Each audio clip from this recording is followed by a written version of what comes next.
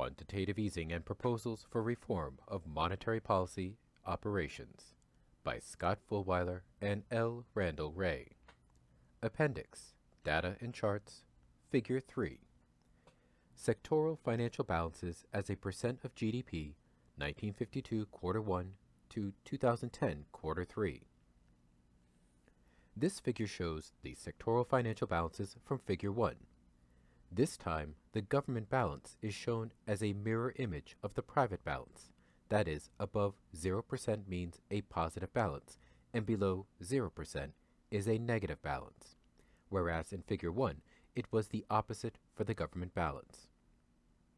The capital account is the negative of the current account, so a positive balance, there is a negative trade effect. So a positive balance, there is a negative trade deficit. A few things are readily apparent in this figure. First, again, one sees that the private and government balances are nearly the reverse of one another, as the accounting identity suggests. Second, reliance on domestic private sector net dissaving during the 1998 to 2008 period for economic expansion to offset trade deficits and small government deficits, or surpluses during 1998 to 2001, is clear. This is in sharp contrast to the rest of the post-World War II period that saw government deficits and trade surpluses at least until the 1980, while the private sector was virtually always in surplus.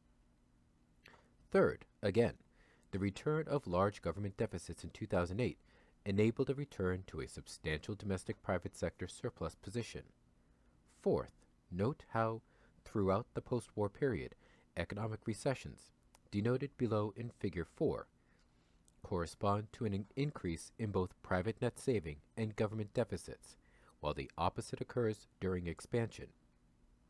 Indeed, it is this increase in private sector net saving during economic slowdowns that is, in itself, the recession. Reduction of private sector net saving occurs in expansion.